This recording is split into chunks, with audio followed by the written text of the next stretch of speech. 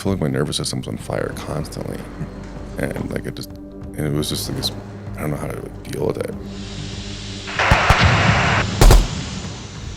At first when I retired, I was just drunk for a while, really. It was like, you know, free money, nothing to do, and a bunch of trauma. I was extremely detached from myself. It feels like a spiritual injury to be severed from yourself.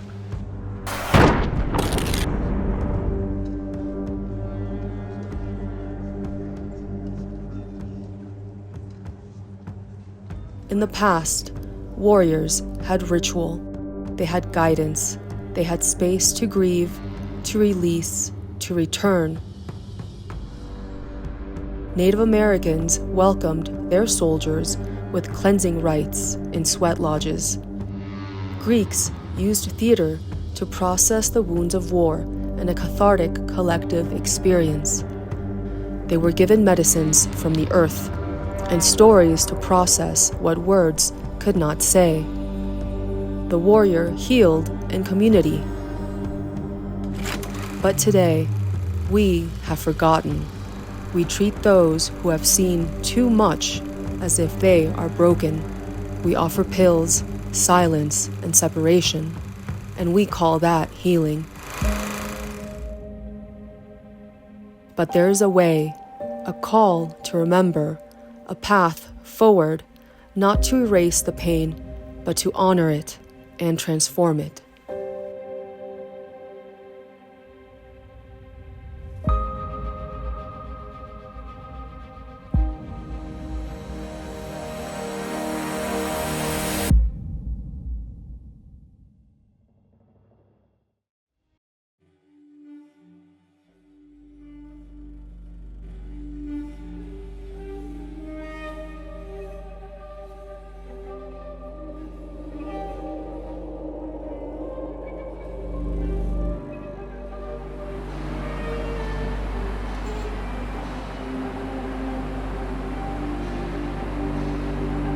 And when someone goes to war and has some of these events happen to them, this creates a spiritual crisis in a person.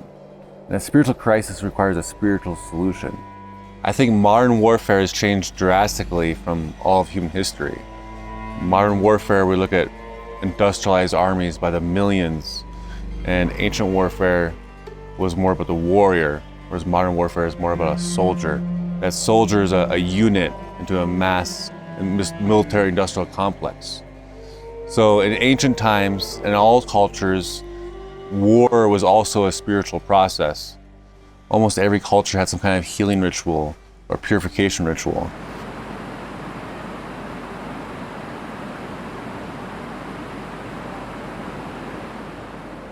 After my deployment, I experienced maybe what are called anxiety symptoms.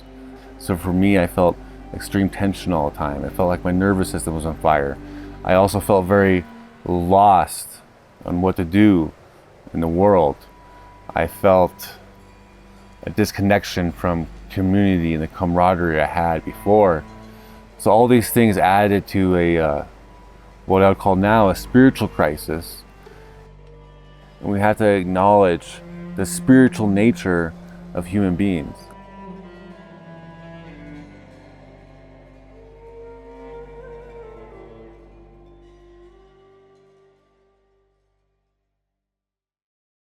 Doing that ayahuasca stuff made it a lot better than it had ever been. Neil Brennan said it basically cured him. It made him much happier. It cured him of like a lot of his, what he felt like were personality disorders. Like so many people, I heard it from a Joe Rogan podcast. So this was 10 years ago now, and ayahuasca wasn't as talked about back then. But today, we're talking about a very interesting and controversial topic, ayahuasca. But what is ayahuasca? Ayahuasca is a powerfully psychoactive brew made in the Amazon been made for a couple thousand years that we know of by shamans who are trained to make this stuff. And now many millions of people around the world are drinking ayahuasca, some because they're just curious, but many because they have mental, emotional, or physical disorders that have not responded to anything else. And at the time, I was very lost. I didn't know where I was going. And for me, it was a last-ditch effort of healing. It's like, I'll try that. And that's why I decided to come to Peru.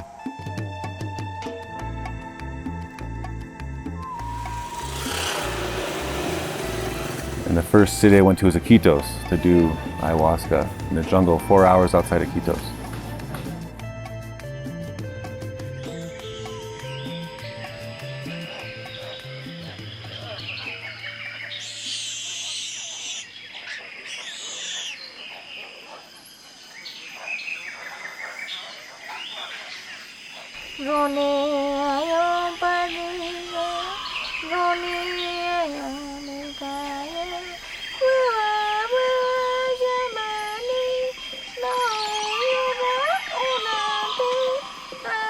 I was in the jungle, I was standing on a walking bridge, and I purged over the side, and what I saw was this black liquid coming out, and this huge hole in the earth opening up and accepting it. And that black liquid represented all the pain and suffering and trauma and energy that I've collected. In this powerful sense, the earth was accepting all that from me.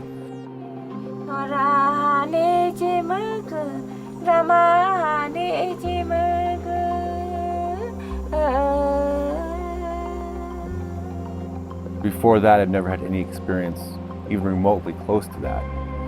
So this experience totally changed my view of reality, and it also really concretely showed me that we are spiritual beings and we have an energy field, and how we have to take care of that. It became very important to me.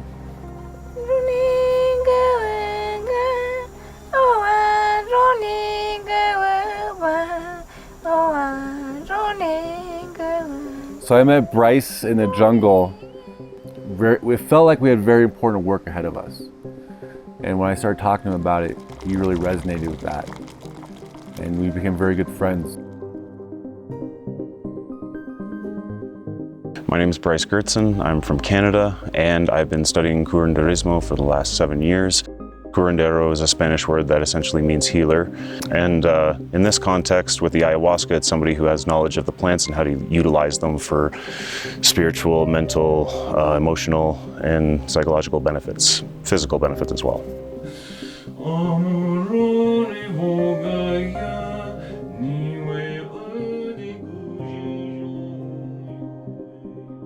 PTSD can be contextualized in some cases as soul loss, or susto, as they say over here, or being trapped in time, where a memory resurfaces, which triggers the nervous system and the holistic person to go into back in time to the scenario that put them in that position, and it can be like locked in their body.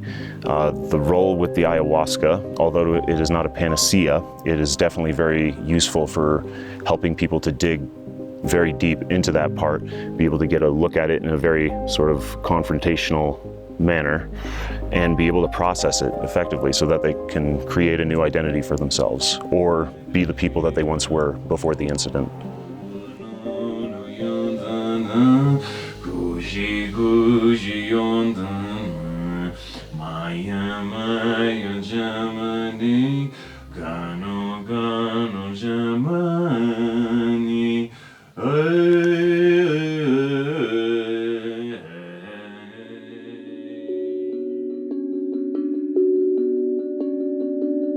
I had a traumatic brain injury, PTSD. I was experiencing severe depression, anxiety, just living in fear, and kind of, I think I was just running all the time from, I don't know if it was my emotions or what, but I felt it was very chaotic, and I was very reactive. I think due to the TBI partially as well.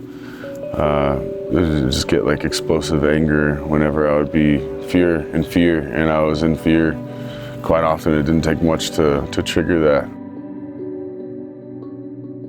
And after the first time drinking ayahuasca, it really changed for me, transformed. Things were able to kind of slow down. I was able to feel gratitude for all the pain that had led me to where I was. I'd been suicidal before and come close a couple of times.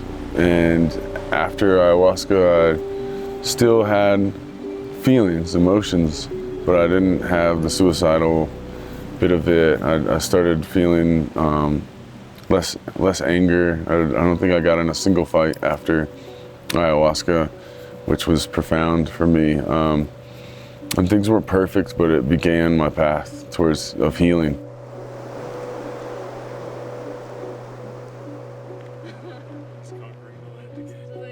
But I medically retired early. PTSD and TBI after getting blown up in Afghanistan, and obviously the combat stresses of war. I've always believed that the biggest problems in the veteran community when it comes to veteran suicide or veteran PTSD aren't necessarily our combat experiences, but instead transition stress from getting out of the military and trying to start your life over again on the civilian side.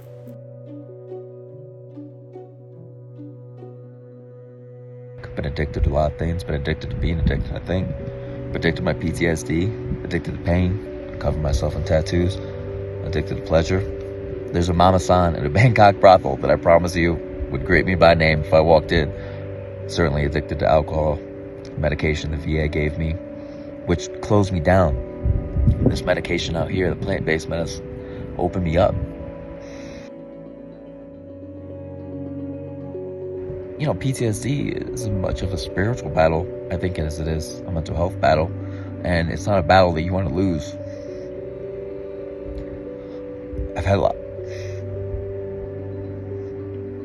I've had other friends lose it.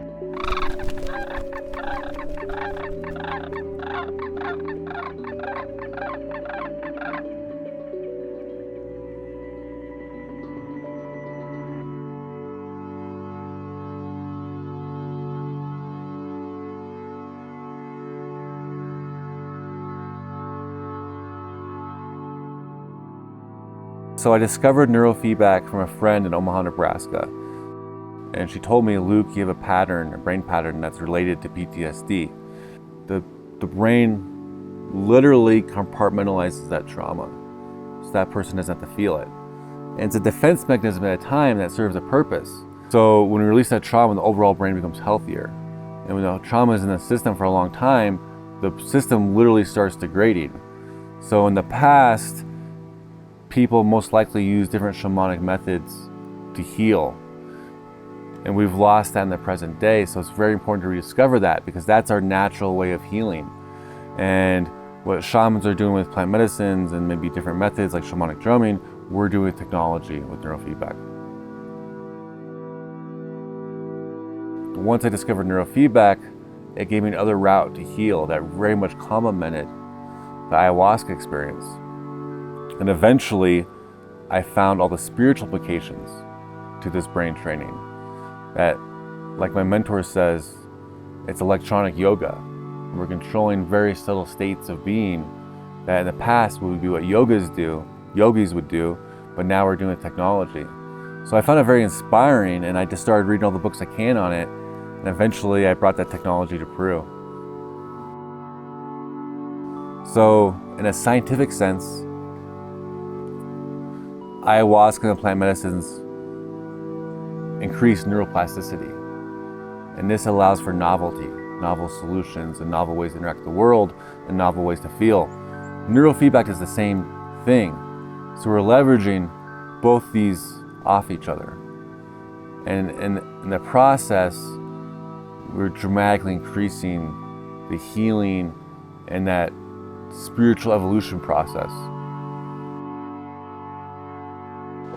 It's a very difficult task to help somebody heal spiritually by offering them symptom management.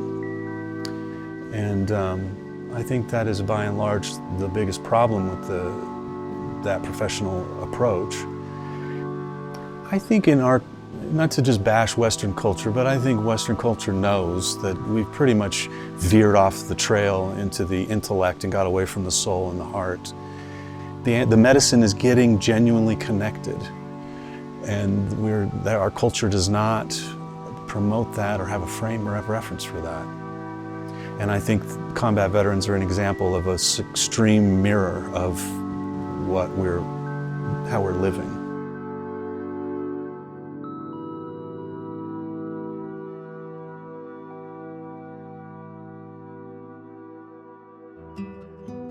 In the military, there's a strong sense of tribe. It's built into the organization. And it's fundamental to the human experience to have that. I think all human beings need that, but veterans, I think, especially feel the loss after they leave the military more than anyone else because they had it so strongly in the military. And here at Tiwa's Awakening, we want to rebuild that tribe, this idea of community.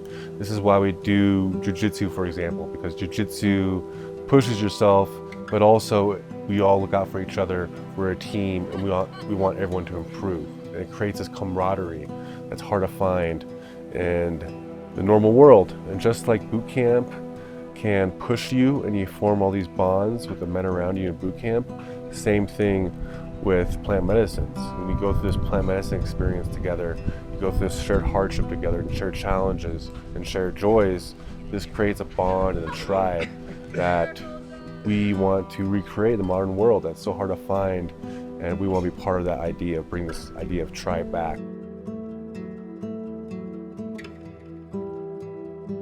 Growth I experienced was not necessarily in the ceremonies or when I was on the psychedelics. It was the activities that we had surrounding the ceremonies. It was doing the yoga, having conversations with other veterans, hiking, being in beautiful nature.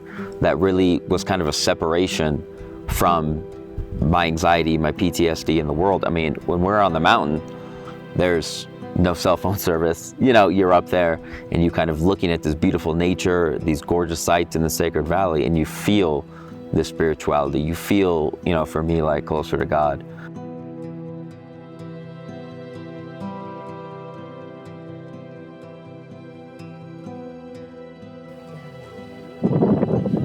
Welcome on the alpacas. I'm one of them.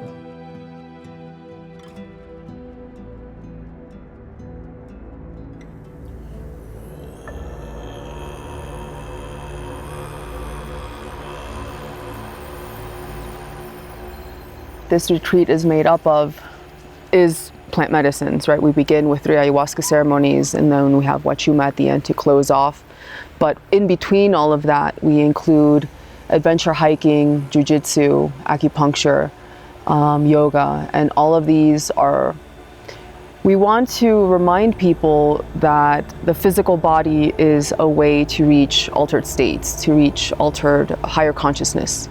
And we've been given this vessel to do something with it and to honor the body, as well as building community outside of ourselves through the community of jiu-jitsu, but also through a new community or a new connection to our own bodies. You know, the hiking, being around nature, connecting with yourself, looking around you, seeing the mountains, seeing the glaciers, seeing things that you wouldn't have expected, but being open to receive them. And all of that is around you all the time, you know? And that is medicine, when you realize that you are medicine and that the medicine is around you, and that medicine can be in other people as well. We all carry the medicine of love, and we can all share that, and we can change and ultimately strive to be better versions of ourselves.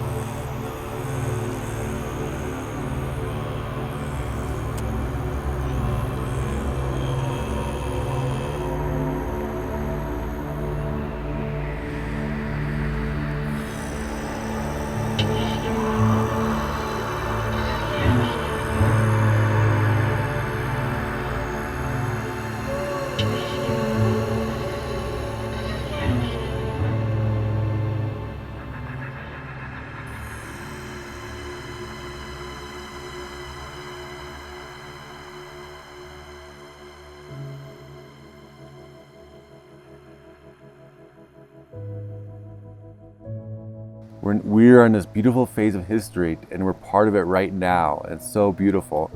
And I think in the future, people look back at this present generation or back at this time and like, hey, what happened there? How'd this start? And it started right over here, here, and here, and these small little movements grew. And this is how we make our change in the world. A new documentary is shedding light on veterans' mental health struggles. There is an alternative, and that this world is this magical place, and there's adventure around every corner if you look for it. One really important thing that the ayahuasca told me, and in a sense told me, is forget the past, move on. You know, childhood stuff, to failed marriages, to PTSD, to combat, to friends killing themselves.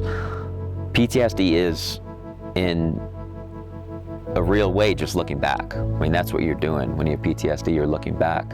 And the ayahuasca told me to look forward.